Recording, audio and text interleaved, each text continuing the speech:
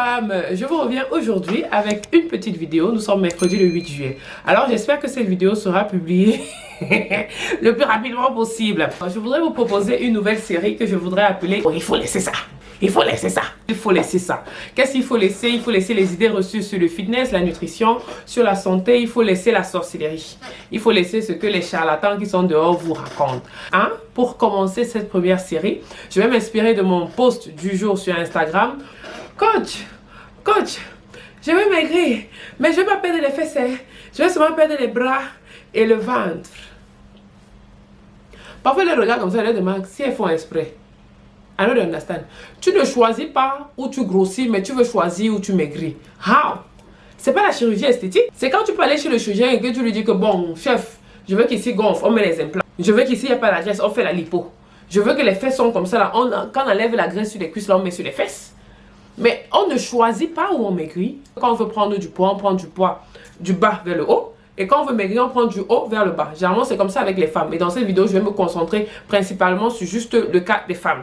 Après, maintenant, il y a des femmes qui, quand elles grossissent, c'est d'abord le haut qui grossit parce que c'est leur forme. Elles ont la forme entonnoir. Et c'est pas une insulte. Quand vous voyez les photos des avant-après, genre 28 jours, ventre plat et whatsoever, c'est normal que le ventre soit la première partie qui soit visible. Si tu es plus proche de ton poids de croisière, parfois dans ces avant-après, vous voyez le ventre changer. Pourtant, la personne n'a même pas perdu un seul gramme. C'est juste un problème de retention d'eau, un problème de mauvaise digestion, un problème de constipation, un problème de ballonnement. Mais ça, on ne vous le dit pas, ça, vous ne le savez pas. Le sport seul, pour ceux qui ont beaucoup de kilos à perdre, ne va pas vous aider à perdre du poids. Le poids, c'est une histoire d'équilibre entre ce que tu consommes et ce que tu dépenses. Donc, pour perdre du ventre, il faut revoir votre manière de manger. Et parfois, vous ne perdez même pas de poids, mais juste parce que vous mangez mieux, votre aspect physique change. Il faut savoir que chez les femmes, c'est un peu plus différent. Chez les femmes, stockent beaucoup de graisse dans la partie basse du ventre et au niveau des hanches et des cuisses.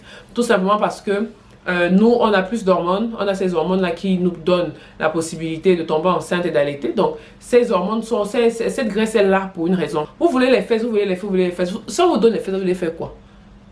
Vous faites... Même pas que si on vous donne. Vous faites quoi avec ça là maintenant? En faisant du sport, vous pouvez également améliorer l'aspect de votre fessier, à dessiner, redessiner votre silhouette et accentuer les courbes. C'est pour ça que je recommande toujours de bien manger. Quand on dit bien manger, pas forcément dire moins manger. Ça veut dire faire de meilleurs choix, varier, manger coloré, manger frais, réduire le sel, réduire le sucre. Quand on dit mieux manger, généralement c'est ça. Donc si vous mangez mieux et vous faites de l'exercice physique, maintenant forçons de l'exercice physique parce que quelqu'un qui court n'est pas en train de travailler de la même manière que quelqu'un qui est en train de porter des charges. Et puis il y a des gens là, ah, je veux les fesses. Quand tu lui dis que prends les haltères de 10 kilos, ah, j'ai 3 kilos. 3 kilos. Tu vois que ta cuisse pèse combien de kilos? Vous pleurez sur les charges de 5 kilos, 10 kilos et pourtant, vos gars ont combien de kilos? C'est ce qui est bien avec le bodybuilding. Avec le bodybuilding, tu peux te cibler parce que quand tu fais ça, par exemple, mais quand même apprécier le biceps, apprécier l'épaule, apprécier et les triceps. Aïe oh. Ce qui est bien avec le bodybuilding, c'est ça, c'est que vous pouvez cibler où vous travaillez. Mais c'est pas parce que vous pouvez cibler le fessier que vous n'allez jamais faire les bras. C'est pas parce que vous allez cibler le fessier que vous n'allez pas faire les cuisses. Si ce n'est pas de la liposuction que tu fais ça, que si tu prends du poids aux fesses, tu vas prendre du poids aux cuisses. Quand tu prends du poids, ce n'est pas seulement dans ton ventre que tu en prends dans ton fessier. Tu en prends un peu dans tes bras, un peu dans ton dos, un peu dans tes jambes, un peu dans tes mollets, et ainsi de suite. Donc arrêtez de vouloir cibler votre perte de poids parce que vous ne pouvez même pas cibler où vous en prenez. Et l'autre chose que je voulais dire, c'est qu'arrêtez de boire vos apétamines et autres là. Toutes les pilules, les boissons pour gonfler les seins, les pommades et tout machin. Vous savez les composants de ces produits-là? Vous êtes courageux de les prendre? Vous n'êtes pas courageux d'aller en salle faire du sport ou de réguler votre manière de manger? Mais sache que si tu perds du poids, c'est de manière générale. Et quand on vous dit que je n'ai pas de programme seulement pour les fesses, vous vous fâchez. Tu te fâches pourquoi? Donc arrêtez d'aller voir les coachs en leur disant que vous voulez perdre les bras, les machins et tout, mais vous ne voulez pas perdre les fesses. Si vous voulez choisir où vous voulez perdre du poids, allez à l'hôpital. Hein? Allez demander au chirurgien esthétique là, de vous enlever de la graisse des cuisses, des bras et ainsi de suite. Mais sachez que quand vous allez manger, ça va revenir. Alors, c'est tout pour cette première vidéo. J'espère que vous avez apprécié les informations que je vous ai données. Je vous souhaite de passer un très bon moment sur Featuring by Meldy. Si vous êtes nouveau, pas abonné, n'oubliez pas de vous abonner. Hein?